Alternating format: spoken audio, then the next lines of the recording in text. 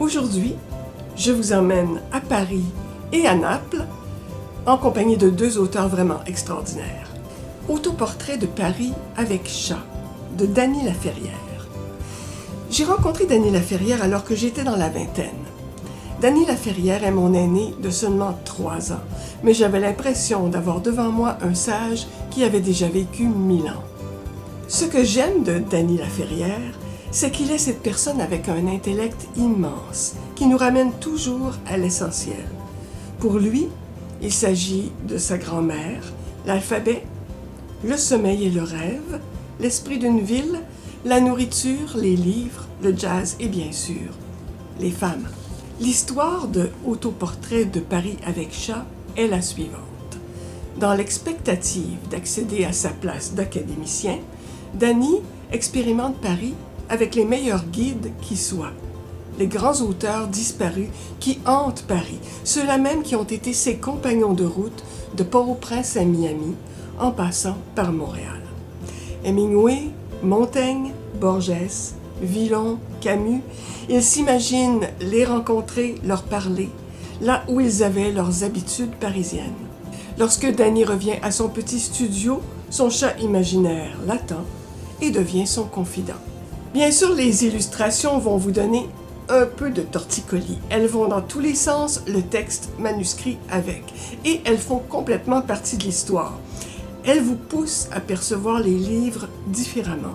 Cet ouvrage est d'une originalité extraordinaire. Naïf et profond, c'est l'essentiel de la culture d'une ville et d'un homme, coulé dans le plomb des crayons de couleur d'un enfant. Autoportrait de Paris avec chat, Dany Laferrière, édition Boréal.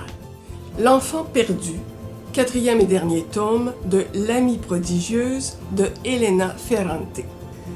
Nous entrons ici dans un jeu particulier de poupées russes. L'auteur, Elena Ferrante, raconte sa vie dans les villes italiennes durant l'écriture des romans de Elena Greco. L'action se déroule sur une assez longue période, des années 70 jusqu'à aujourd'hui. Au début de ce tome, Elena et son amie prodigieuse Lila ont toutes les deux dans la trentaine. Le personnage central, Elena Greco, écrit des livres féministes et elle s'est donné une mission, transcrire sa pensée sans phare, afin que ses lectrices puissent se reconnaître et s'accepter telles qu'elles sont. Ce qui semble être également la mission de Elena Ferrante, l'auteur. Au début de ce tome, Elena Greco a quelques titres à son actif et commence à obtenir un certain succès littéraire. Sa vie professionnelle est partagée entre les conférences, la promotion de ses ouvrages et l'écriture, des activités qui ne lui rapportent pas tout à fait assez d'argent pour vivre. Mais sa vie privée est bien plus mouvementée. Mère de 2 petites filles, elle vient de se séparer afin de vivre passionnément son nouvel amour avec Nino. Or, ce Nino est un ex de sa meilleure amie Lila, et c'est pourquoi Elena évite les contacts avec Lila. Nino est un homme marié, et malgré ses promesses, il ne laissera pas son épouse ni ses enfants. Elena deviendra donc la maîtresse entretenue de Nino, dans un bel appartement avec vue sur la baie de Naples, Via Tasso. Je vous conseille d'aller sur Google Maps et de visiter la Via Tasso. À moins que vous n'y alliez par vous-même, je vous conseille de visiter la Via Tasso. Et donc, pour en revenir à Elena, elle tombera même enceinte de Nino. Lila tombera enceinte elle aussi de son conjoint du moment.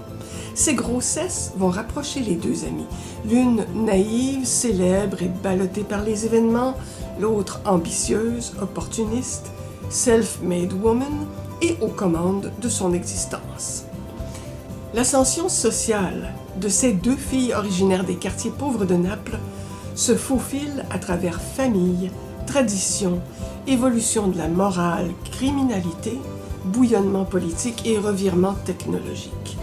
Elle côtoie de très près des périodes clés de l'histoire italienne, l'assassinat d'Aldo Moro par les Brigades Rouges en 1978, le tremblement de terre de Naples en 1980, des changements importants de gouvernement, et ainsi de suite.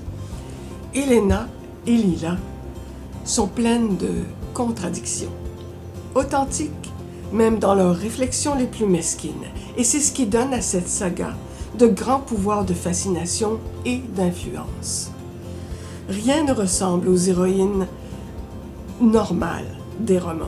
Qu'elles soient mères, intellectuelles, dirigeantes, amantes, chefs d'entreprise, Elena et Lila ne ressemblent qu'à elles-mêmes.